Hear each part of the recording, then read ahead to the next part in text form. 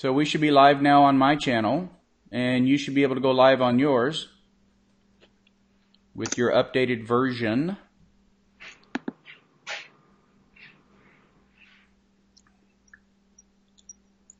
Hello, lovelies! How are you doing today? Look who I'm chatting to.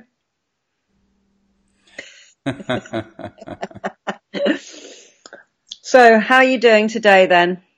Mr. I'm not going fishing. Yeah, not fishing at all. I'm recuperating from the late night wedding and all the excitement. Okay, so I'm live. I've got 3, so that works for me. And are you having people showing up on yours? I've got 2. Oh, no, 10. There you go. I'll be back in a sec. Okay, how are you all doing, my lovelies? Say hi. Yay! How you doing? Oh, it's really nice to see you guys.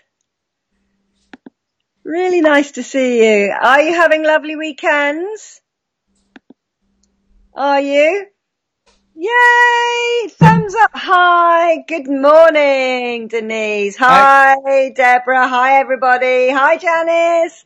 They're all, we got 26 on now. They are flying on like supersonic lovelies.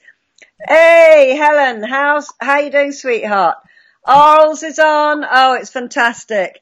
I am doing brilliantly, and I was just sitting typing away at my book, and the little Skype dancey music came on, and who was on the other end? But the wonderful Dr. Gilmore. He was just wondering what I was doing, and he thought, do you know what? It's kind of early in the day in the UK, and maybe we could just have a little chat with everybody whilst the UK is not all asleep. So that's exactly what we're doing. Yay! I've been to Noreen's funeral yesterday, which was very uplifting.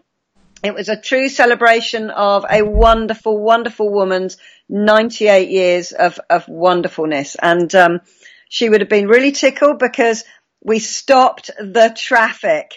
We walked out of the church, the priest or vicar, she's called, down the road with Noreen following her and all of her friends and family. And we walked through the village and we stopped all the traffic. She would have just giggled and giggled over that. It was a wonderful day, to remember her. So yeah, that's what I've been doing. In fact, today feels like Sunday because we had such a busy day on Friday, but actually it's still actually only Saturday. So today I've been writing my book, and, we went up to the cemetery to have a little chat with Noreen, got some, what are they called? Acorns for the pigs, and now I'm chatting with you guys and with Dr. Gilmore. Yep. So what have you been up to? Tell us what you've been up to. Okay, so yesterday we had the big wedding, and so we were up really fairly late after the ceremony was finished. We had the cake cutting, and we had the champagne, and we had more champagne, and then we had champagne, and wow, was it a lot of fun. I mean, we had a great time. We had about 25 people. And for a last-minute wedding, that was really outstanding.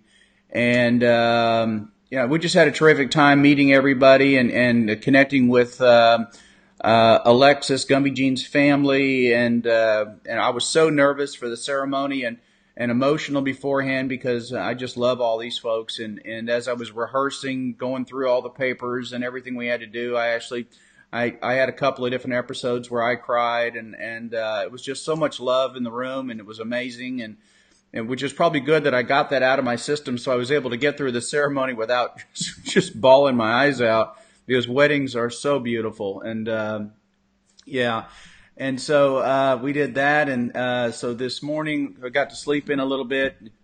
Usually like to go fishing on Saturday, but last weekend it was so cold, and the darling daughter had a birthday party to go to, and we didn't make any other arrangements. And I said, today's going to be a home day, and so I'm checking with the DW, saying, all right, what have you got scheduled? And she said, honey, you've been fishing the last 3 Saturdays in a row. I've got a full day scheduled. It's like I expected you to go fishing, and she's right. And the weather's beautiful. It's 70 degrees here this morning, and it's like, wow, we could have hit the water, but they all had things to do, and I didn't make any other arrangements. So I ran a bunch of errands. Last weekend I went fishing, and I lost my sunglasses. My prescription sunglasses blew right off my face, and I know they make connectors for them so that doesn't happen. And I have a set, and I just didn't use them, and so I lost my hat, and Abby had lost her hat, and I had lost my sunglasses, so went in and ordered new sunglasses, and those showed up this morning. So I made a trip into town to pick up some sunglasses, and while I was out, got a new cigar box for Wink's projects, and so somehow we're going to get a bunch of these together.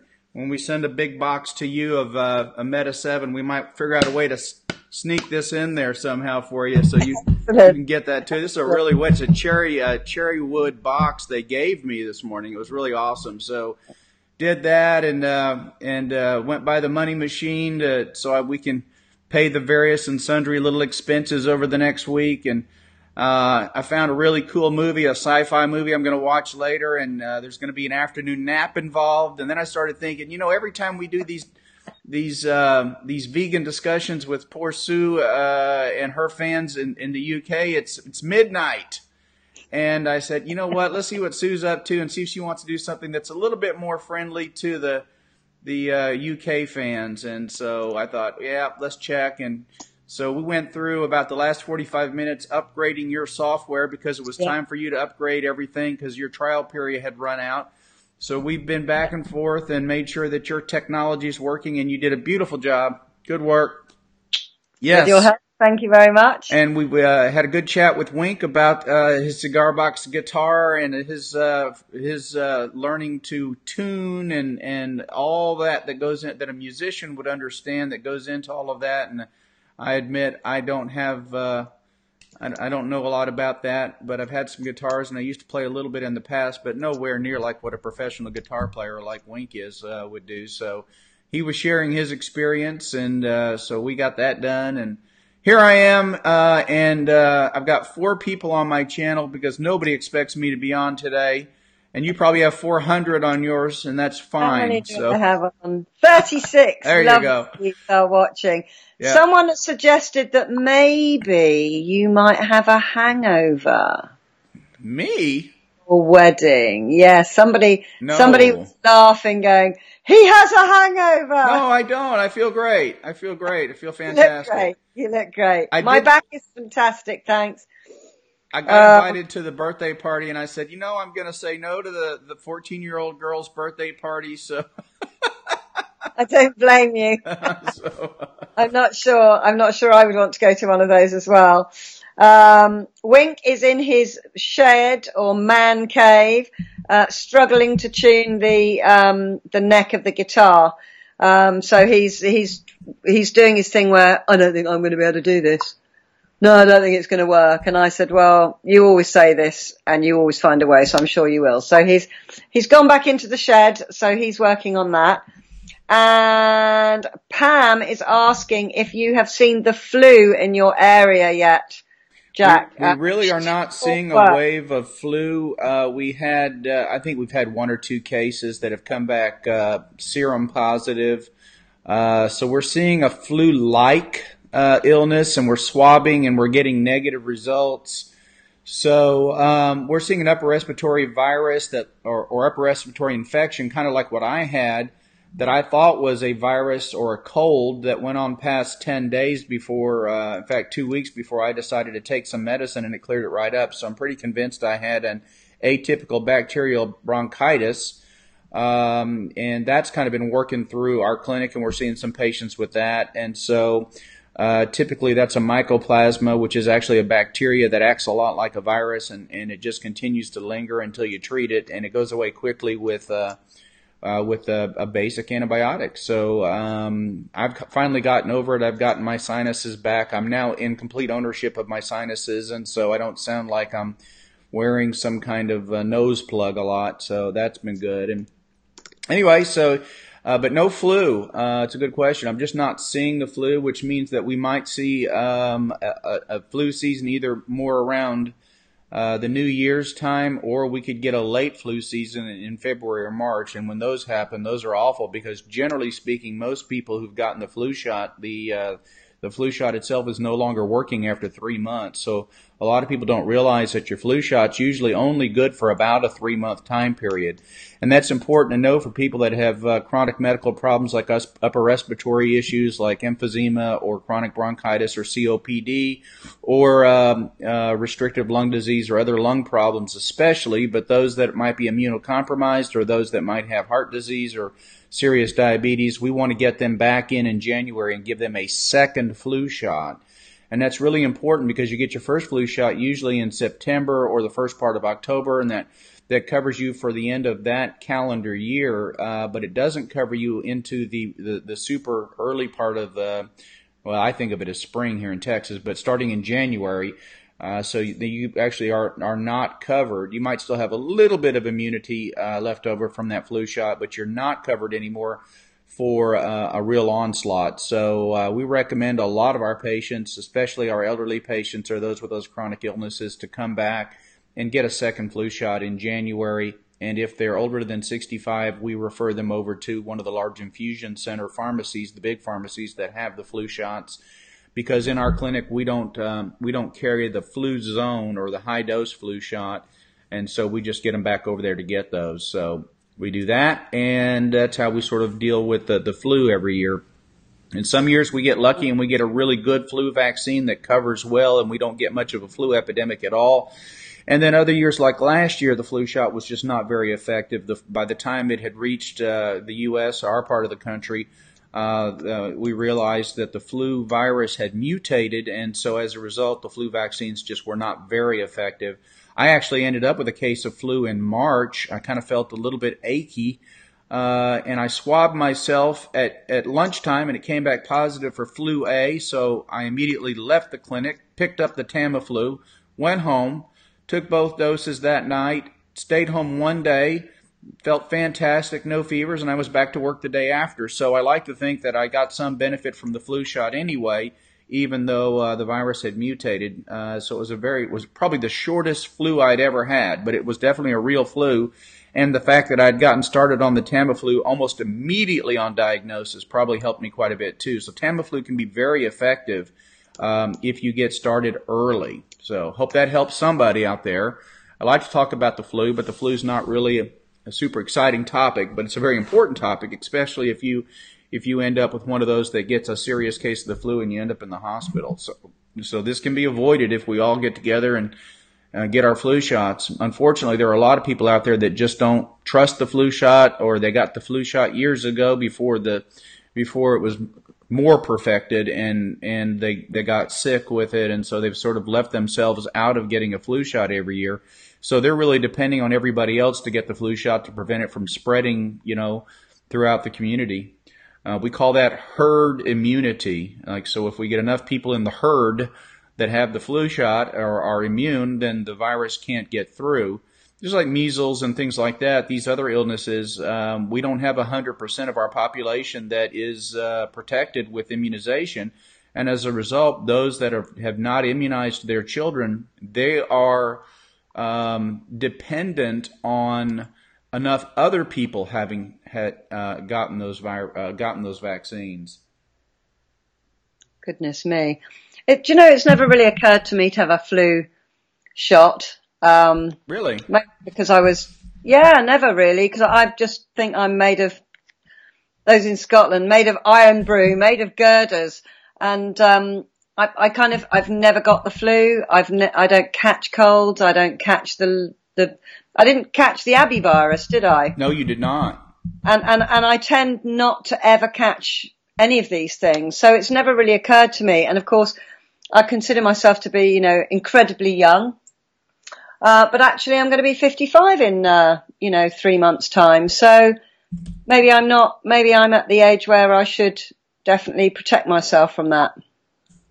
I think, your advice is better than what I think in my own head, I suppose. But it's not really offered, in my GP surgery. I haven't really seen it offered. And I know, apparently there's a shortage of it in Scotland. I think Kat was saying that. Was that you, Kat, that was saying it was short? There was a shortage of it, so I don't really know how how readily it is to get available. And the whole thing of every time the flu comes around, it's different, so it doesn't work, is the kind of the amateur speak that goes around the whole flu shot thing. Well, the thing with the flu virus is that it incubates over the summer in Asian countries, and it lives in the fowl. It lives in the birds, and specifically in ducks, I believe. And as a result, what happens is here from the United States, a crew from the CDC will go and collect samples of the flu virus from duck eggs in Asian countries, and then they bring it back and they incubate it in chicken eggs, excuse me. They incubate it in eggs, and then we develop a virus for that strain of the flu. And that's one of the reasons why if a person has an egg allergy, they can't get the flu shot. And so they take that and then they mass produce it. Well, there's a number of months that'll transpire before or elapse before that virus will actually migrate across and hit our shores. So there's enough time where that virus can actually mutate, and then the flu shot is not as effective as a result of that. It's not that it doesn't work. It's just that it doesn't work for the new strain. So if the flu virus would just be courteous and not mutate, and not be clever, it'd be a lot more active. That's right. So. Right, I've got loads of questions about the flu shot, okay? I'm just going to run through them. Somebody's asking, Janice is asking, she doesn't know if a flu jag, that's what it's called in Scotland, instead of a jab, they call it a jag, J-A-G, but anyway. Is that like a shot? Like a jag, yeah, a flu shot is good for multiple sclerosis. Some say yes, some say no. It shouldn't have any effect on multiple sclerosis. What it does, though, is it helps protect people with MS who are on biological agents to help them fight the MS. And so as a result, they are immunocompromised. And as a result, they don't want to get the flu. And so we recommend the JAG for them so they don't get sick with the flu. The flu is a killer. Some of the biggest pandemics in the last 150 years, illnesses that have swept the planet, have been flu. Hundreds of millions of people have died in the past. I believe there was a flu pandemic in the year 1900 that literally killed tens of millions of people around the globe. So what we do in each country, how we help slow that process down, saves lives in other countries. Did you see you got an Iron Sue there, Sue? Because that's your new nickname since you never get sick. Sue. Iron Sue. I'm very blessed, absolutely blessed. I think, somebody's saying that they almost died from flu in 2014. They were hospitalized. And in fact, my cousin's partner almost died just before Christmas last year. We had something called the Australian flu, which, literally killed 27-year-olds. Just like you didn't have to be elderly or very young. You just had to be anybody it almost killed him. He had a very high heart rate for like so many days. They couldn't get it down. People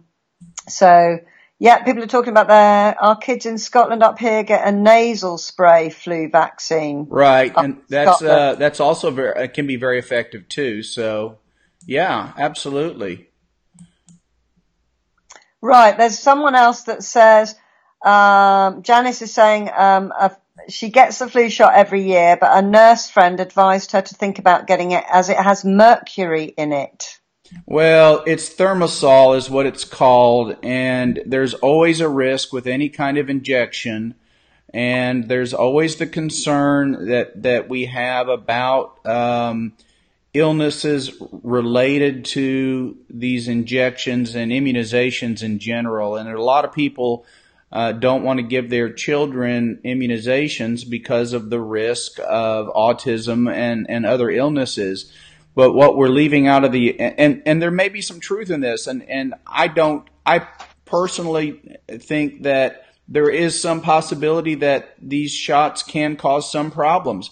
But when you take into account the millions of lives that are saved by making sure that that children don't get whooping cough and measles and mumps and rubella,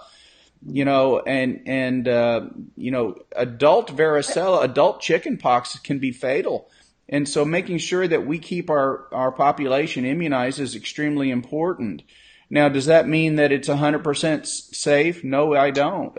But I guarantee you don't want your children to get measles, and I guarantee you don't want them to get these other childhood illnesses, because they absolutely are killers. So it's just like taking a medicine. We're spinning a giant roulette wheel, and you know that when you take a medication, there's a possibility that you're going to have an unusual reaction to it. This is a fact of life, and it's not, it's not pretty. Thimerosal is considered to be safe, generally speaking. There are some people that have problems with it. And if we find out you do, well, then certainly we try to not give you any more immunizations. But when you put yourself in that category, then you leave yourself open to actually getting those diseases, and they're horrible. So I think everything has to be taken with an understanding that, those things, those possibilities, and those are realities of life. It's just like getting on an airplane. You expect that you're going to get where you go, but you know that your odds of getting there are pretty close to 100%, but it ain't 100%. No, there's nothing's 100%. Right. But I think, I had my son, I had the triple vaccine, which was the thing that supposedly caused autism. But I believe they proved that was actually, it wasn't correct. Well, that doctor started that whole thing off. And this starts off the conspiracy theories, right? The data is skewed, and the big pharmaceutical companies are out to make a ton of money, and they're more interested in making money than saving lives. And I don't know. I hope not. I hope that people that are in healthcare, in pharmaceuticals are really genuinely interested in healthy people and making a fair profit both. And I have no problem with them making a fair profit, saving lives. But let's face it, without these vaccines, go back 150 years ago, and childhood mortality was much, much higher as a result of all these illnesses that we now prevent with a simple immunization. So let's keep things in perspective. I think it's very important. And are there risks? Yes. And I'm not going to lie to you and say that there aren't. But we immunized our children, and I get the shots. And I think it's a very fair trade-off. I think the risk is very, very low, and I think the benefit is very, very high. So, but when somebody comes in and they tell me they don't want a flu shot because they got one and they got sick, I don't argue with them. I say, okay, that's your decision. We recommend it, but you don't have to have it. And I move on because I don't want to get into a long discussion about that. I think there's enough of that out there on the internet, and people can make their own decisions. But medically speaking, we know we save many, many lives every year by being aggressive about the flu shot and about fighting the flu. And whether you get the nasal spray flu vaccine or an injection or what have you, that's all your choice. But consider getting vaccinated, and consider getting the shingles vaccine too. We've got a brand new shingles series of vaccines called Shingrix.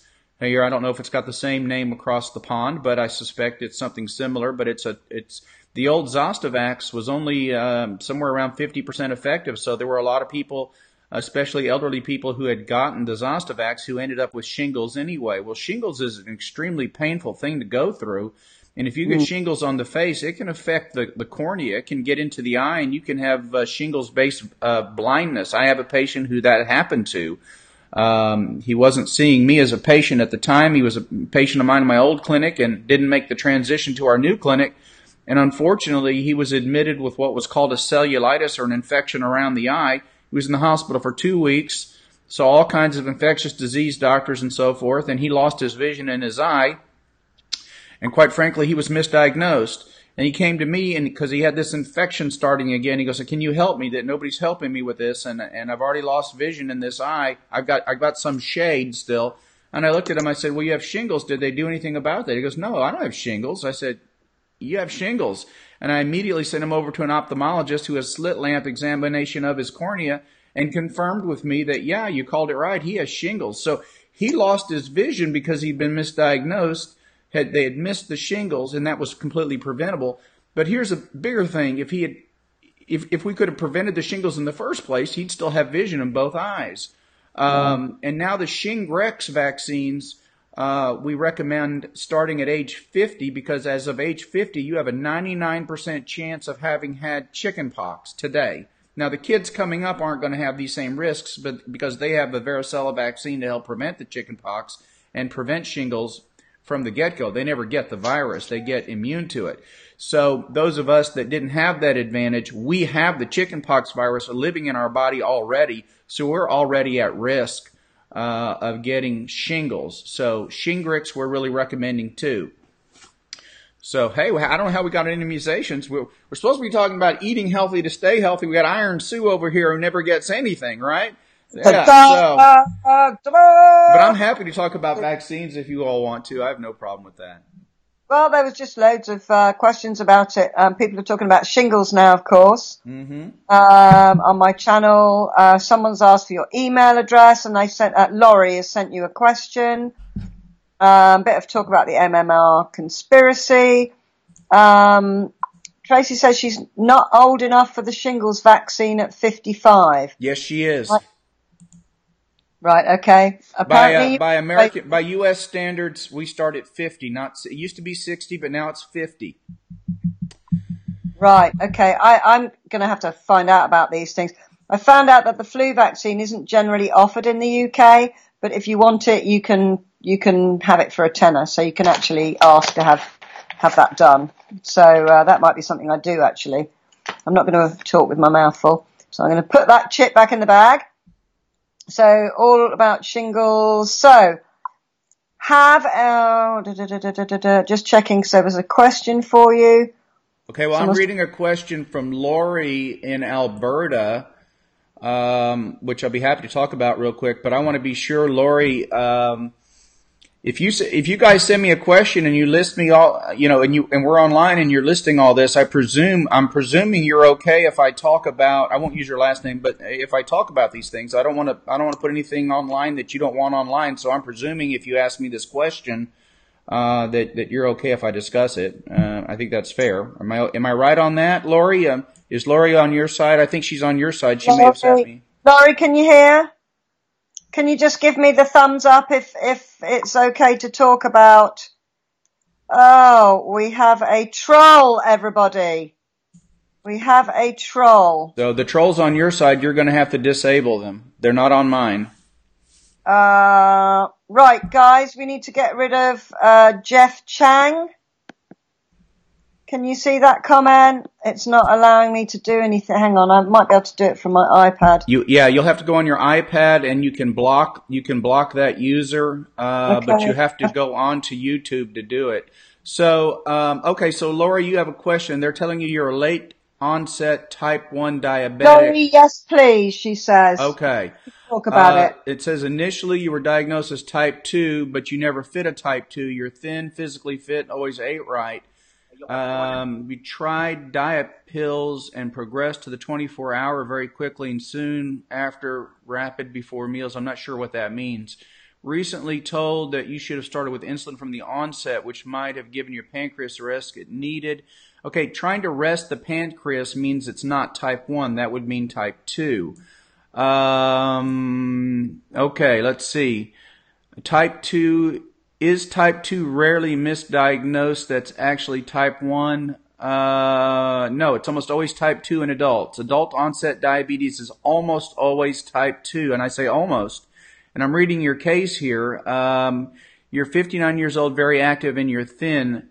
So they've got you on metformin 2 times a day. Metformin does not help at all in type 1. Metformin is not a medication that we use for type 1 diabetes.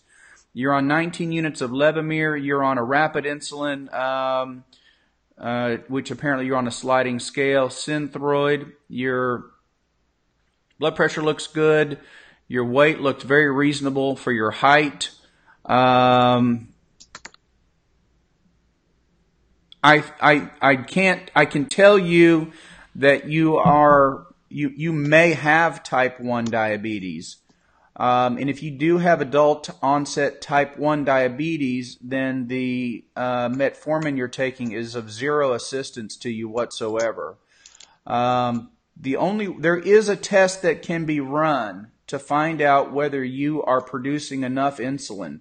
Your doctor can order a C protein. They can actually order a test that will look at your insulin level and look at your insulin to see if you are producing your own insulin. If you're producing your own insulin but not enough of it, and you have insulin resistance, then you are more of a 1.5. You're in the middle. And I think that's what they think you are, and that's why there's so much confusion here. So most adult onset diabetes is type 2, okay? So in your particular case, you may actually be a type 2 insulin requiring, which would make you a 1.5.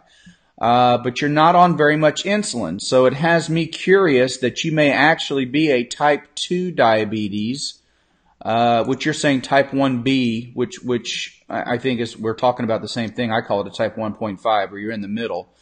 You're only on 17 units of Levemir, which is a very low dose, and you didn't tell me how often you're taking your immediate release insulin before meals. I'm suspecting you're doing a sliding scale 3 times a day in bedtime.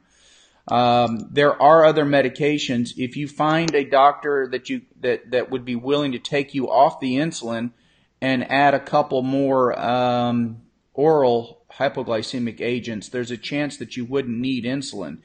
If that fails, then you have your answer that you are an insulin requiring and you could consider yourself a type 1 diabetic.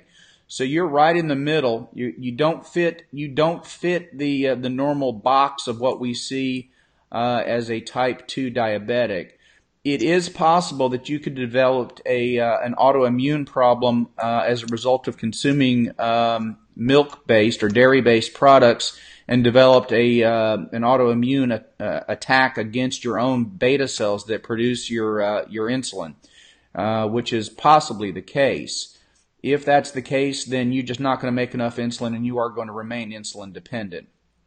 So for you, I would recommend, of course, as I do with everybody, a whole food plant-based diet.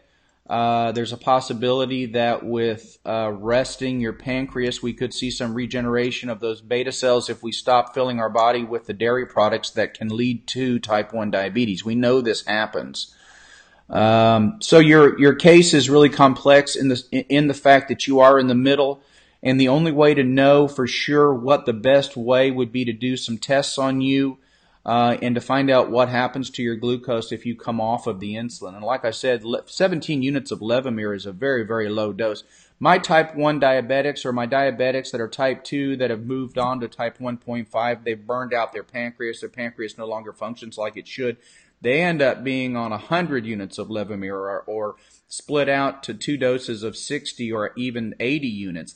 They're on 10 times this amount of Levemir. So I'm very suspicious that you may not be a type 1 diabetic, that you just may be a type 2 diabetic for whatever reason, and that you should be able to get by with oral medications.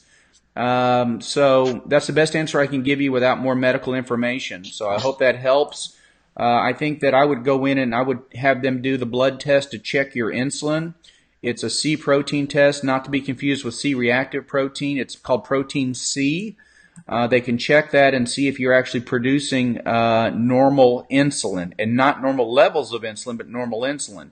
And that's another thing that can be checked. They can take you off of this insulin, and a week later they can bring you in and they can measure your own insulin levels. We can actually get a true insulin level and find out indeed if you are producing enough insulin and if it is a healthy insulin or a normal insulin. So those are just a couple of simple tests that can possibly tell you whether you're going to need to be on insulin permanently or not. So that's the best I can do with the information I have here. Hope that helps you. That is supersonic. I have got a few more questions for you, and we will get to them all. Somebody suggested that if you've got a question you want me to ask, to type it in capitals so that when I'm trying to whiz back, I can spot them easily. Now, Deborah, well, let me suggest something else too, Sue. If they have a question for me, they can simply log over to John Gilmore MD and find my vignettes channel, jump in, type the question, and Yeah. then they can go back over to your channel. They don't have to stay. I'll find the question that way, and then I can answer it for them. So Yeah, that is a cool way. Or it helps me to find them. And of course I've been whizzing up and down now and I've lost this one. Just hang on a second. We are definitely going to talk about motivation for healthy eating. I've been asked about that, but I just wanted, as we were on diabetes, I wanted to just get to that one. And do you know what? It's completely gone. It was A1 of something or other and something or other of 4.2, and I cannot find it because, oh, hang on, it's above here. My A1C is 5.4. What does that mean? means you're normal.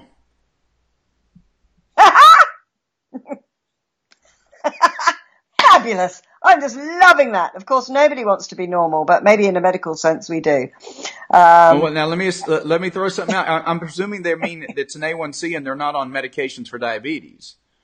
That would be normal. No, I don't. That would be normal. That would be normal. Okay. So that's fantastic. Yep. So somebody was asking about motivation about eating, and do you know what, Tracy? I know it was you, but I can't find it now because you've all sent me so many messages just now.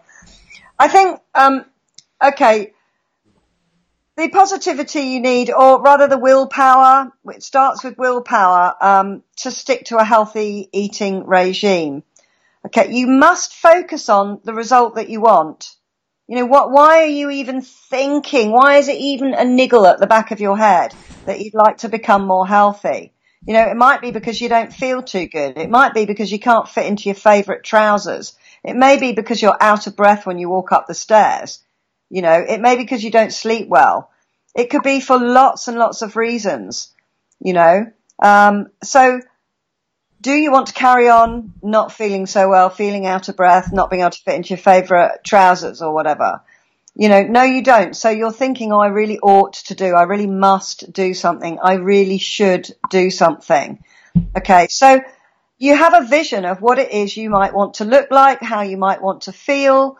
If you could wave a magic wand and be the healthy, fit thing, the yoga body. In my head, I want to have a yoga body and be able to do loads of things. You know, what would that feel like if you achieved your goal? How would you feel about yourself? And I think you need to put that into your mind's eye. You need to keep that right in front. I'm not putting that packet or two of biscuits in my mouth because I want to look like this. I want to feel like this. I don't want to be sluggish. I don't want to be tired. You know, we've all got kids, most of us have got kids, not everyone has, but we've all got people in our life that we love. We don't want to be leaving them behind because we couldn't get enough of a grip on ourselves to not put things in our body that are actually going to be bad for our health and shorten our lives. This one special miracle of a life that we have, that we're enjoying. So I would say, put that vision in your mind's eye. Now, if you're somebody that's always going to your fridge and like swinging off the door going, what can I eat now? What can I eat now? Do not have pork pies in there. Do not have junk in there. Don't have all those things. Don't have those things in your house. Don't buy them. Walk past that aisle in the supermarket. Have things that, if you're hungry, eat a carrot. Have another carrot. Have another carrot. Eat carrots all day long if you want to. Something that's good for you. Actually, it wouldn't be good if you just ate carrots all day because you wouldn't be changing your eating habits. And you need to change your habits. Eat from the garden. Eat from the garden. Eat from the garden. Eat from the garden. So focus on your goal. Okay. And somebody went, my husband sabotaged my healthy eating. Don't let him. Don't let him. Okay? If he's cooking steak and chips or stuff, just you eat the chips and say, you can have my steak, darling. I'm going to have I want to address, that's a great statement you made about spouses. So your spouse is not vegan. and neither is mine. No. But that doesn't mean we have to try to hammer this veganism into them. As a result of me being vegan, my daughter is almost vegan. She's more of a vegetarian, occasionally a little something, but she understands that there's real health importance there. Now, it's a lot of work, and it's not easy, but it's worth it. And what I tell my patients is you can decide whether you want to be healthy or not based on almost strictly on what you eat. And if you have a big heart attack and you die, that's okay. There's nothing wrong with that. But that's not what's going to happen. You're going to have a big heart attack and you're going to be rushed to the emergency room. They're going to put stents in you and you're going to be on 10 medications. You're never going to have energy. You might need oxygen down the road. You're going to spend the rest of your life going to doctors and you're going to be miserable for the rest of your life. So you decide how you want to live. If you really don't care, how you spend the rest of your life, then none of this discussion matters to you anyway. But if you care that you have these years left and you know that when a catastrophe occurs, you're going to rush for help then all we're saying to you is you don't have to wait until the catastrophe occurs, because you're having a little catastrophe every day. Every time you eat something that you know you shouldn't eat, or that we're telling you shouldn't eat because you didn't know, you're causing a little bit of damage, a little more damage every day. And eventually, the big one's going to happen. And it might be in the form of a stroke. It might be in the form of a blood clot. It might be in the form of a heart attack. It might be in the form of cancer. It will very likely be in the form of diabetes. But you will no longer enjoy the ability to have the mobility and the energy to do the things that you expect and want to do. And that can mean not enjoying your grandkids and not enjoying the things that you would otherwise enjoy doing, which might be fishing, or it might be getting out with your friends to play bridge. I don't know what you like to do, but your life is going to change in a way that you're going to regret at that point that you didn't do more to stay healthy. It's like Mickey Mantle said, if he had known he was going to live as long as he was going to live, he'd have taken better care of himself. And that's a true quote.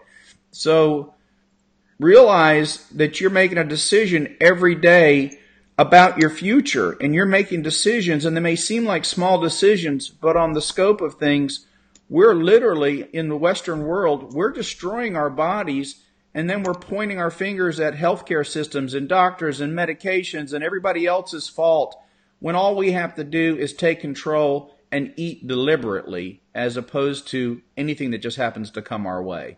And that's what Sue was talking about. Anything in the fridge was in danger. That looks, I don't do that anymore. I have to look past all those other things that I know that I can't eat, and I'm looking for a tomato, or I'm looking for a green pepper, or I'm looking for something that I can slice up and eat and be healthier. Yeah, for sure. Absolutely. I mean, I think somebody said that their husband's in charge of all the cooking and does all of that. And, I think look, my husband, he used to call everyone who was a vegetarian, and we didn't even talk about vegans. Gosh, no.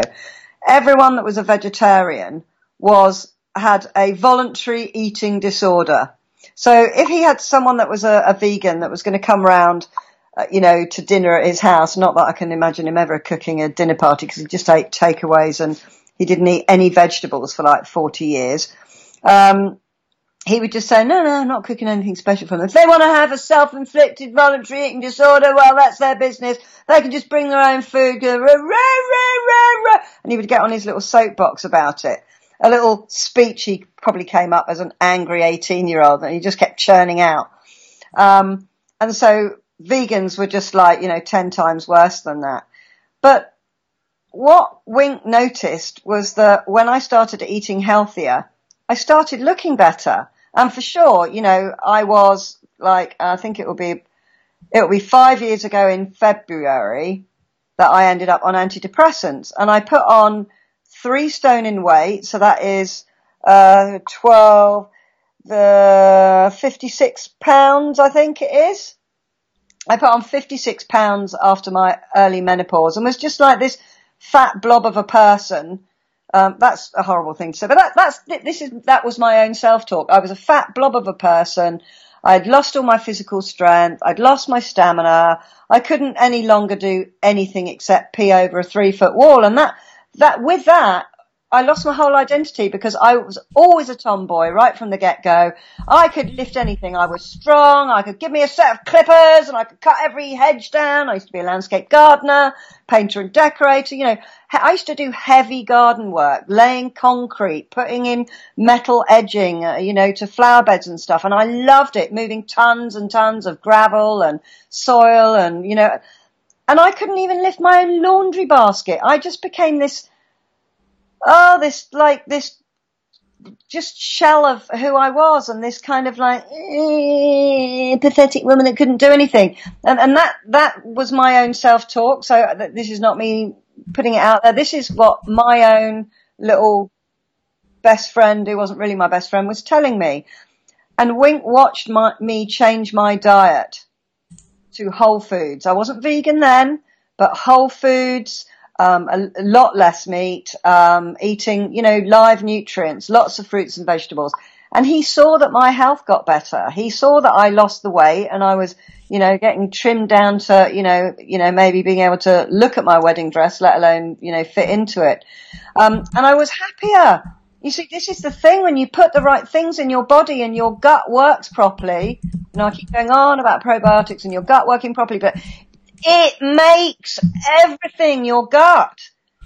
Sorry, the screen is banging up and down because I've got the laptop on my lap and I've just been banging my stomach and it's making my laptop bang about. So sorry if you're feeling a bit seasick. But in here, this is where you get your nutrients. This is where your body absorbs the things you eat. If this isn't working right, it cannot absorb the good things that you have. It just can't. So then I did the vegan thing, Veganuary, and he was like, well, I wish you wouldn't do that. And we had a few arguments about it because we didn't eat together anymore. We cooked something for Finian because he's got his weird, wonderful texture thing with his sensory processing disorder and he hardly eats anything. So we didn't want to eat what he ate. So then Wink would have his steak, meat, everything has to have meat, cheese on the top of it. And then I'd be having my stir-fried veg. And it did cause a little bit of arguments to begin with. But then he's seen how much healthier I am, how much happy I am, how proud I am. I'm not pushing down his throat, the poor little bunny rabbits and the poor little cows and, all of that business. I'm not. So we put the animal thing aside because he has his whole soapbox argument about that. And as long as I don't inflict my eating style on him, as he would say, that's fine. And sometimes I cook a really nice vegan meal. He can't be bothered to cook and I give it to him and he likes it. It's in his head, the whole meat thing.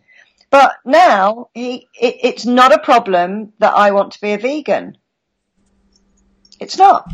It was a problem. So this is something, he loves me. He wants me to be happy and I shouldn't have to compromise my ethical and my beliefs just because I'm married to him. It doesn't mean we're any the less joined. It just means that he wants to eat his steak and I'm not going to chastise him for it. And he shouldn't chastise me for wanting to eat a beetroot. So I have something I want to throw in here. I've gotten some interesting messages from a person who is POTR64, and I put some of them up, and I want to respond to these because I think they're very fair questions. Okay.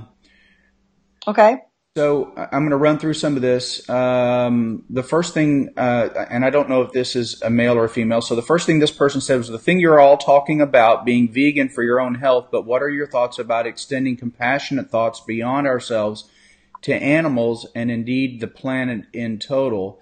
And first of all, I've said this before, but I am totally against animal cruelty in any form.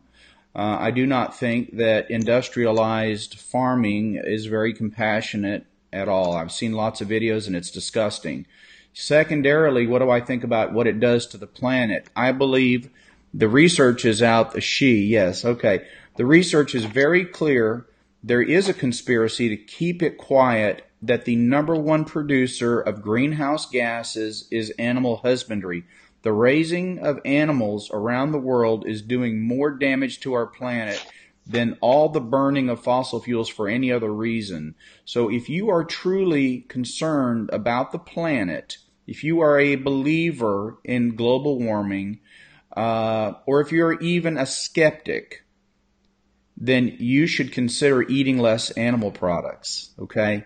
Because you'll do more to help the planet than just about anything, than walking to work will do.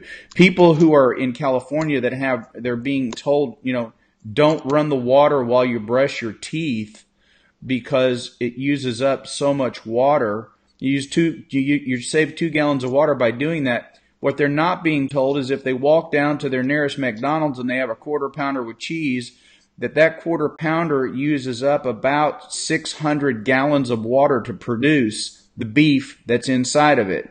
So it's insane that we're not getting the truth is not out there. So in Indeed to the Planet, yeah, I say let's not eat the animals, because first of all, we don't need to, and secondarily, it's not healthy. But thirdly, it does a lot of damage to our planet. So you went on and you said you'd been a vegan for 6 years and that you were vegan overnight after being a vegetarian for 9 years. And you looked at what happened to cows and chickens and you have a ton of health issues and yet you maintain a complete whole food, strict vegan, non-gluten diet. So you're frustrated that you're not well because you are working toward all of these things. The flip side of that is because of all your medical problems, had you not gone vegan and had you not been a vegetarian before that, I would bet you'd be a heck of a lot sicker now than you otherwise would have been, and you may have saved your life by making those changes. Also, I'd like to say the autoimmune damage to your body, the Hashimoto's, the diabetes, the celiac disorder, other issues, may have started long before. Those autoimmune issues may have started long before you went vegan. And by the way, if you're a vegetarian and you're still eating eggs, then you might as well just eat chicken. It's the same protein. If you're eating butter, milk, dairy, cheese, then you might as well eat a steak because to your body, the proteins are the same. If you are a vegan and you are overweight, then you are not eating right as a vegan, because it's nearly impossible to eat a healthy vegan diet and be overweight. 80% of your diet needs to come from fresh fruits and vegetables, 10% from mushrooms, and only 10% from starches. If you are a vegan and you are staying overweight and you are not losing weight to get down to a more normal, healthy body mass index, it is because you are eating way too much in the form of starches. You need to separate your starches from your other carbohydrates, okay? Starches, bad. Carbohydrates, good. Are starches carbohydrates? Yes. Are carbohydrates starches? Yes, in a lot of cases. But what we're saying is you're not going to be obese and overweight if you eat basically colored fruits and vegetables, and with less than 10% of your diet coming from starchy like potatoes and rice and those kind of things, okay? You asked again, is it still the best thing for the planet? Yes, I'm agreeing with you there. And you're looking for answers, and I can tell you that there's something wrong with your diet. You should not be overweight. If you have type 2 diabetes, you should be able to cure that with a whole food plant-based diet, or at least dramatically improve it, okay? Your Hashimoto's, your celiac, your numerous other issues, I would bet almost all of those are related to your history of having consumed animal products. And you can't go vegan and immediately expect that all of these medical problems are going to go away. But you can expect an improvement if you already have them. You can slow down the progression of these diseases. And in some cases, and we're not saying this is a cure-all, what we're saying is in some cases we can prevent these diseases that you're dealing with now. I don't know what your age is, but chances are what you're dealing with was autoimmune related to diet choices that you had made 15 years ago. And what we're seeing today is an epidemic of these problems that are popping up all over the place. And they're popping up because of our diet and because of our dietary choices that are so heavily animal product based. It's almost impossible to go out and eat here in the restaurants here in Texas and get a whole food plant-based diet. It's almost impossible. Okay, Yeah. so you're 54. So, before 40 years of age, that's probably about the time that you began to have problems. And at that point, you went vegetarian, but you probably didn't cut out the eggs and the cheese and the dairy and all of that. So you continued for those next 9 years of exposing yourself to those proteins that were causing you problems. Now you've gone vegan, and I presume by vegan you mean strict vegan, and you've probably lost some weight, but you're still dealing with obesity problems or overweight problems. And I can tell you that's a common problem because of lack of understanding that you've got to stratify those vegan products, and you've got to make a very small percentage of your diet starches. Now, I have a problem with starches too, and I'm an overeater. And my way of dealing with that is I fast twice a week. I fast on Mondays and Thursdays. I eat nothing. So I help reverse the damage that those starches are doing to my body, because I find it very difficult on occasion to eat as healthy as I'd like to eat. That doesn't mean I'm not still trying. But for me, I find that I do fasting. Intermittent fasting helps me do things like drop my A1C from 5.9 to 5.1, got me out of prediabetes. It doubled my kidney function. It reduced my cholesterol to normal levels. My triglycerides went from over 600 down to 149. I got off of 2 blood pressure medicines. I got off of 2 inhalers for asthma. I made a dramatic change in my diet, and I did it in the correct way. And I'm not saying you're not doing it in the correct way. The damage that you're dealing with in your body may be permanent, but you can stop it from worsening by maintaining a strict vegan diet, okay? So I hope I've fairly answered your questions, and I hope you're not offended by my answers, but I like to be straightforward and truthful and honest with everybody about this. So look at what you're eating and get some good information out there. I recommend a book called Proteinaholic. There are others, but it's a good book. It's easy to read, and it will tell you a lot. There's another fantastic book called The China Study, and there have been some updates on it, and it is very heavy into the science. But if you have a lot of medical problems and you want to know where they came from, and you want to know why people in Okinawa, Japan don't get these illnesses, and you want to know why the strict vegans who live in Loma Linda, California don't get these diseases, and you want to know why the strict vegans in rural India don't get these diseases, I can tell you it has everything to do with the fact of what they're eating. It's a lifestyle question. It's a lifestyle issue.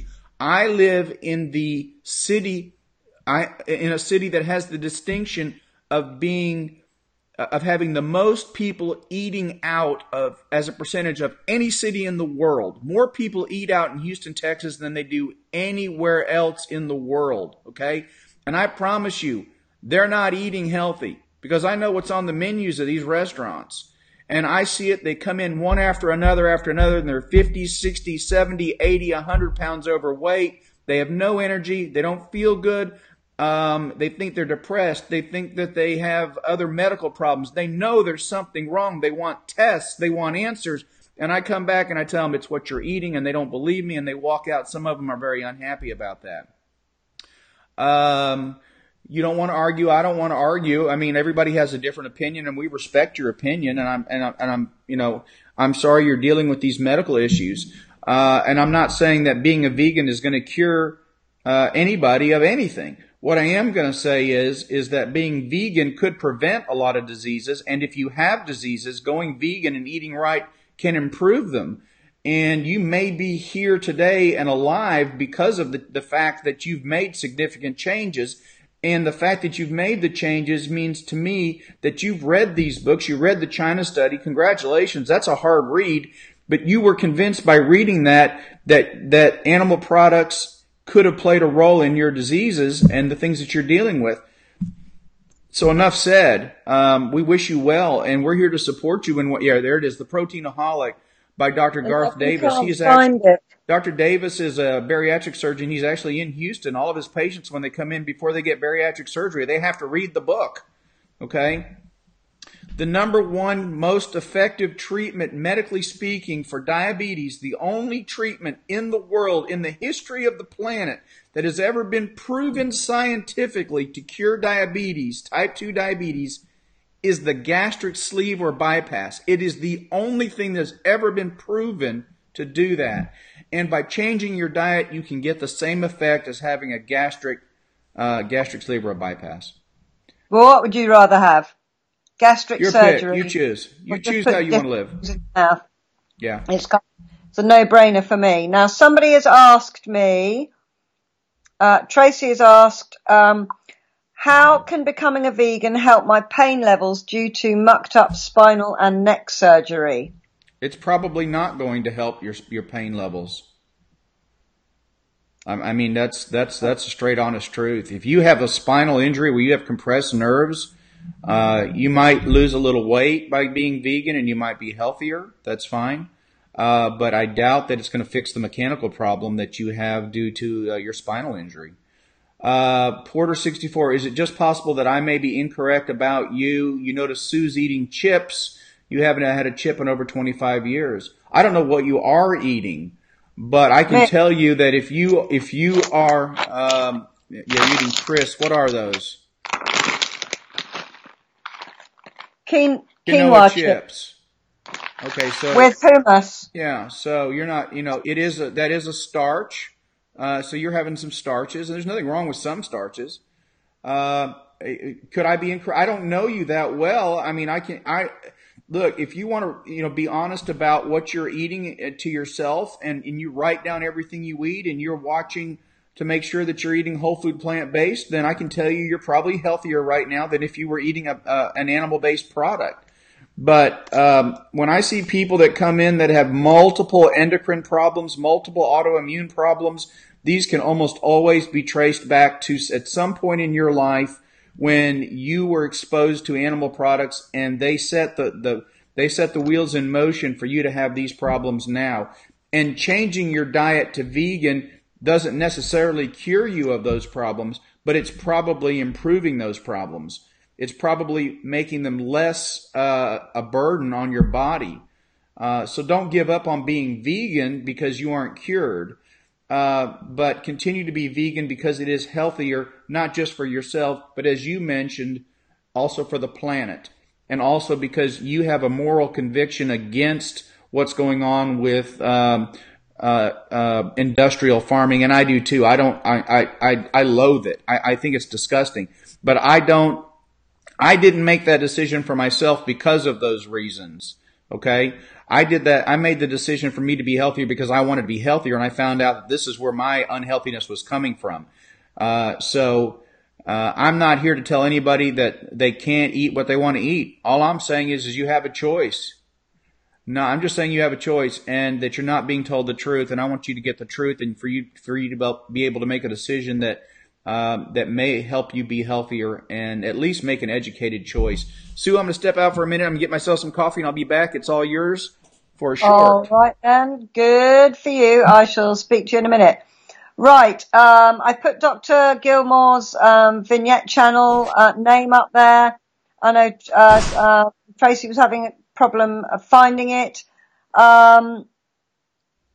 And Deborah is saying that she's working on her physical health, emotional health, and mental health. And yeah, and turmeric is an amazing herb, absolutely amazing herb. You can make lovely teas and coffees with that, lattes. Add turmeric to your kind of lattes that you make. It's really, really good. And there's just type in benefits of turmeric into Google, and you'll see it all in front of you. If you work on your physical health, you will work on your emotional health, because your ability to stay on track, you feel proud of yourself, and that improves your feeling about yourself, and you get the feelings of pride when you make progress. And then when you really focused on it, it gives you something to focus on. It gives you a mission that's for you, all for you. So I think when you work on emotional, physical health, basically, if you eat right, you get healthier.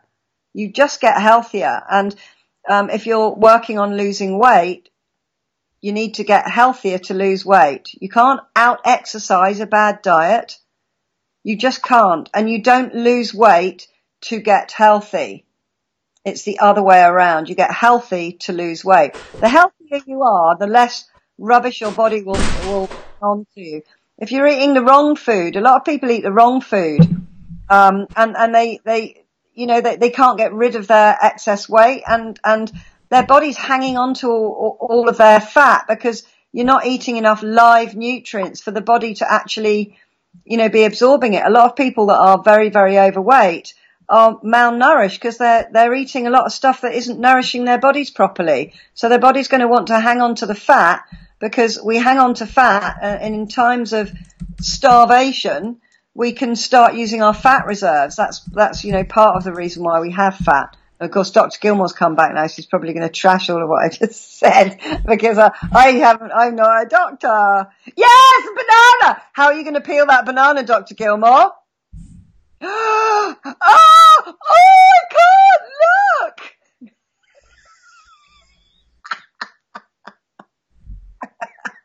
He is so naughty. You wouldn't make a very good gorilla. I can't look anymore. I'm covering you over now. I had a banana earlier. You know what I've noticed? If you peel them correctly from the top, they taste better too. I'm not listening. Oh yeah. La. I can't hear. Now the reason I'm eating these and hummus is because I was about to get myself a proper meal when Dr. Gilmore Skyped me and said, "Are you about?" And then we did this, and now we're here. So I am hungry. So that's why I'm eating a bit of quinoa and chip. This is my lunch. Bananas are. Now I want to. Here we go. Now somebody's going to get me for my Coke Zero. I know, right? I'm not. I'm just like. I'm not perfect. I admit it. I want to say something to Porter, and I just want you to know I feel your frustration, and I'm with you. I want to encourage you, and I completely concur with a lot of what you've said, and I know that being vegan is not easy, guys. This is not easy. This is not a panacea. It's not a cure-all. It's better though. And it is healthier. And doctors, we want you to be healthy. But the truth is we very rarely cure anybody of anything. We talked about this before, right, Sue? Yeah, we did. I was astonished. Yeah. Wait till you hear this, because it's just like, folks, we don't cure people of diabetes. We don't cure you of high blood pressure. We don't cure you of heart disease. We don't cure you of elevated cholesterol problems, increasing your risk of heart disease. What we do is we manage them. That's what we do. We help you manage your diseases. The purpose of a physician is to be available to their patients. That's all we do. We're your servants. We don't cure people. We have to cure ourselves. You keep that in mind. And that's the truth. That's the truth. Mm-hmm. So yeah. And I think that's why you said you enjoyed doing the procedures in your surgery so much, because that was something that you could cure. Uh-huh. You could take that lump out and it would be gone, and that person would be better from that. And so it was something that is very exciting when it comes into your surgery, because mm-hmm. that's something that you can make it go away. It's very gratifying to be able to do something and you actually get a cure. That's one. Take out an ingrown toenail, remove a cyst, get something awful out of somebody's ear. They come in with the bug and they're going crazy, and we got to calm them down, get the stuff in there, get the bug out. You know those things. Yes, of course. But the vast majority of what we do in a clinic is we just manage chronic diseases. And Porter 64. It's not that I don't believe you. I believe you. I believe what you're telling me. I do, and I feel your frustration. I do. And I agree, it's not easy. And I also know how easy it is to end up eating too many starches. And I think that may be an issue that you're having. I don't know for sure, but, you have my love. Okay. And you have me as your servant. So if I can help you, I'm glad to do it. Glad to do it. And this is America, and we peel bananas from the top. And let's get that right. We don't. The British. That's why you know. I'm gonna have a banana now. If you're gonna join us and be one of our states, you're gonna have to learn to peel from the top. This is really important. Don't listen. He might know about doctors and doctoring and medicines and dosage and A1Cs and medication I can't even pronounce. But let me tell you, the banana thing, he's got it upside down, folks. You heard it here first. I'm getting banana now. Look, I've got 2 bananas. Oh, 1 banana. I'll take your banana, Jack, and I'll double it. Oh, you will? Okay. I'm back again. Anyway, I finished now. I finished having a laugh. All right. And a rant. That wasn't really a rant. I was just laughing with you, really. I still love you. Well, you're awesome. However you eat your banana. And I just this you know, for a lot of people, the things that we're talking about are new. But for some people, it's not new. And Porter 64 has been dealing with medical issues, and she's been fighting them, and she's been dealing with them in many ways. And she's probably dealt with lots and lots of physicians over the years, and she's probably been very dissatisfied with the answers and the solutions. And she's decided to take it into her own hands and do lots of her own research and reading, and she's very educated. And there's a good chance she knows more about being a vegan than me or you, Sue. And I would step up to the plate, and I will be honest and say that's probably the case, because I've only been a vegan since February, okay? And me since January. And you since January, and I think that's why we're so evenly, you know, kind of matched as far as what this does to our bodies, and you from the human side, and what it's done for you, and me from being able to balance it with the medical stuff and say, okay, what's real and what's not real. And like you and I had a discussion about alkaline water and alkalinizing the blood, and me with my knowledge of how the body chemistry works and how the body how our body balances our pH system. I'm a skeptic on the old alkaline water thing, and I do it because of my training, not because I'm not open-minded, but because I'm open-minded until it counters what I really understand about the physiology of the human body. So if somebody believes in alkalinizing their water and alkalinizing their blood is going to make them happy, as far as I'm concerned, as long as they're not harming themselves, I say go for it. Okay. Yeah, we're learning this too, but I have read numerous books. I've watched numerous documentaries and videos, and then I looked at my own life and how and how healthy and unhealthy I was becoming.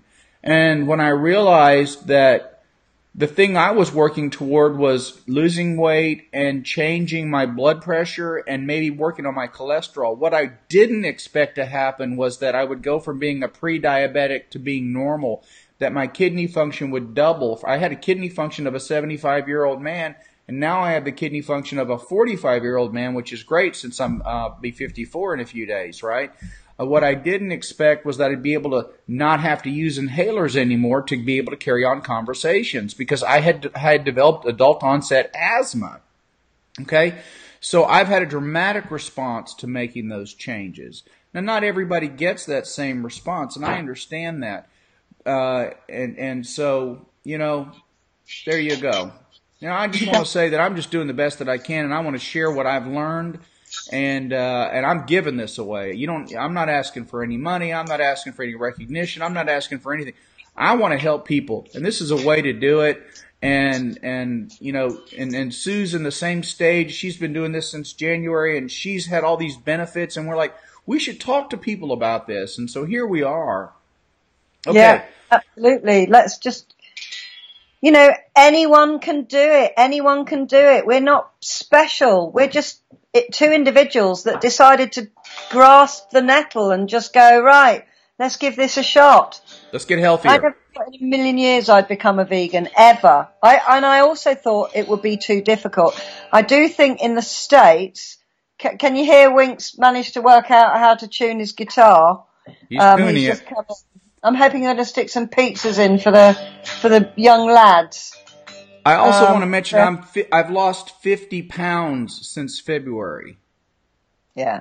That's I was 247 pounds. I dropped all the way down to 189 before I had to have neck surgery again. And then I went up to 209 pounds because of the corticosteroids. And now that's all gone away, and I'm back down to 190, 198, 197. So I'm at a 50-pound weight loss. And it's strictly because I don't eat animal products anymore. And I have found it's very difficult, not impossible, but it's difficult to be overweight eating whole food plant-based and staying away from starches. Yeah. It is. I think it is. And I think it's more difficult in the States when you're out and about to eat healthy, because every restaurant we go to here, you can buy some kind of superfood grain salad with quinoa on it or something. There's lots and lots of vegan options, apart from obviously our local pub that didn't have any vegan options yesterday. So I ended up eating a load of crisps because that's the only thing I could eat in the pub. And that was what wasn't so good. Darling sweetheart, love of my life, please would you put some food on for the 3 teenage boys upstairs who have asked for some food? Thank you. Yeah, Finian's come down, but I told him to come down and see you, but he didn't want to walk past me in case he was live on YouTube. Yeah, I will talk about probiotics sometime. Oh, Finian has actually brought said pizzas downstairs. Can you shut the lounge door, Finian? You know what, Sue, I want to throw out, we have been on an hour and 15 minutes. I think we should take a 5-minute intermission. Yeah. And if you're still good to go, we can restart in 5 minutes. That way we can break these videos in half. You guys good with that? Everybody good with that? Yeah. Because we find that if we have a 3-hour video, nobody wants to try to wade through it. But by breaking them up, it makes it easier for people to find what they're looking for if they come back. Yeah. So I suggest we do that. You want to do that? Yep, let's do that. So my lovely 38 lovelies who are busy chatting to each other and coming back and all that business, we're going to shut this one down, and this will be called the same thing but part 2. What did we call this one? I forget what I called it. I called it Saturday Chit Chat, I think, although I can't even see it now. Whatever I called my side, I'm just going to do the same thing. I'm just going to put part 2 on it. Part 2. So don't go away. Just potty go break. and have a Potty break. See you in a minute. 5-minute potty break. Potty break. All right then. Lots of love. See you in a minute.